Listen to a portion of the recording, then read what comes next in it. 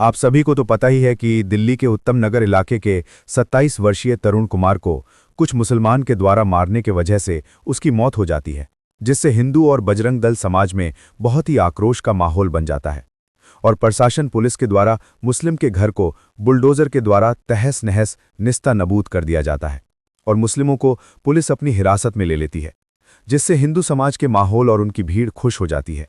ये तो है सीधी और एक तरफा कहानी, लेकिन आपको पता है इसके पीछे का राज क्या है? चलिए मैं इसे पूरे प्रूफ के साथ समझता हूं कि एक्चुअल में हुआ क्या था। दरअसल बात है कि तरुण का घर और मुसलमानों का घर आमने सामने ही था। इन लोग का शुरू ही एक दूसरे से बनता भी नहीं था। कभी गाड़ी पार्किंग के वजह से तो कभी कूड़ा कचरा के वजह से कुछ न कुछ कलेश होते रहते थे, जो कि हर आस पड़ोस कुछ न कुछ प्रॉब्लम होते रहते हैं। बात होती है होली के दिन का। मुस्लिम घर की एक महिला सहरी का सामान लेने के लिए मार्केट जा रहा था, क्योंकि रमज़ान का टाइम चल रहा है। तभी तरुण के घर से एक लड़का निकलता है, प्रिंस नाम करके, जिसका एज 20 साल है। तभी प्रिंस ने कचरे से भरा बैलून मुस्लिम महिला के ऊपर मार देता है और महिला कचरे से पूरा शरीर खराब हो जाता है। फिर महिला और प्रिंस के बीच बहस होने लगता है। प्रिंस ने बहुत गंदा गंदा शब्द बोलने लगते हैं और मुस्लिम महिला के साथ छेड़खानी करने लगते हैं।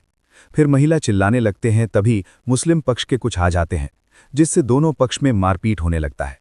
फिर तरुण कुमार आता है और उसके जिम से कुछ लड़के को भी बुलाता है और सब दारू पी के फुल थे और राड और सरिया भी जिम से उठा के लाते हैं मुस्लिम सबको मारने के लिए।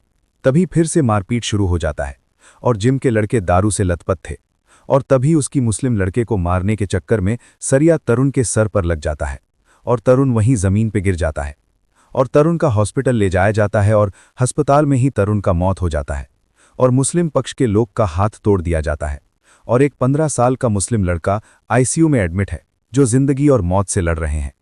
तभी पुलिस ने सारे मुस्लिम को जेल में डाल देते हैं और हिंदू लोग इसका अच्छा फायदा उठाता है। पुराना आपसी मामला को लेकर हिंदू मुस्लिम का नाम दिया जाता है। पहले तो बजरंग दल के लोग मुस्लिम के घर में घुसकर तोड़ फोड़ कर सारा सामान लूट लेते हैं। फिर प्रशासन के द्वारा बुलडोजर चला के घर को मिट्टी में मिला देता है। तरुण अपने साथ 20 से 25 लड़के लेकर आया है और उनके हाथों में रोड थी, आयरन की रोड, हॉकी, बैट, उनके हाथ में सब कुछ था। बात के बीच में ही वो पीछे से आ गया, पीछे से उसने सब पे वार किया, सीधा सरों पे वार किया उसने। सबसे पहला वार उसी ने किया था, मेरे भाई पे किया था इतनी जोर से जिसको दौरे पड़ना शुरू हो गए थे।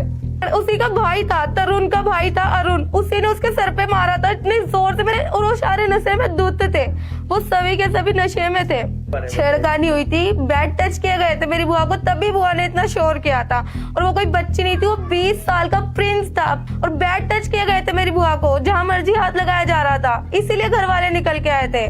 पीछे से तरुण आके डंडे मारने लग जाते, वो भी आयरन के रोड। एक मारते ही मेरे चाचा का सर फटा, उनके माथे पे 10 टाँके आए हैं। मेरे पापा के हाथ टूटे, मेरे चाचा का पसलियों पे लगी है। मेरी दादी और मेरी चाची पुलिस स्टेशन भी गई थी दावड़ी मोड़ पर, उनके एफआईआर वगैरह कुछ दर्ज नहीं की। उन्हें बाहर से कह दिया गया कि चलो चलो जाओ यहाँ से। कम से कम भी 10-12 लोग हैं हमारे घर के जो जख्मी हुए और किसी को दिखाया नहीं गया, किसी की ट्रीटमेंट नहीं कराई गई, सबको जेल में ले जाके फेंक दिया गया। 15-20 दिन पहले जो तरुण है वो हमारे को आते जाते कहता तुम्हें होली वाले दिन बताऊंगा, यहाँ तक कि वो बजरंग दल का मेंबर है। और जब हम आते जाते तो गली के आवारा कुत्तों को हमारे पीछे लगाता था। और ये हिंदू मुसलमान का मुद्दा बनाया जा रहा है, हिंदू मुसलमान का मुद्दा तो है भी नहीं, आपस पड़ोसियों की लड़ाई थी। हमारी घर की 3 औरतों को उन्होंने अपने पास कर लिया, अपने पास जेल में रख रखा है। औरतों को ले जाने का क्या मतलब है? और अभी तक भी हमें पता नहीं है वो जिंदा है कि वो मर गया, उसकी कैसी हालत है। पहले तो हर एक सिक्के के 2 पहलू होते हैं, एक ही पहलू को देख के हमेशा आवाज नहीं उठानी चाहिए, दोनों तरफ की आवाज सुननी चाहिए।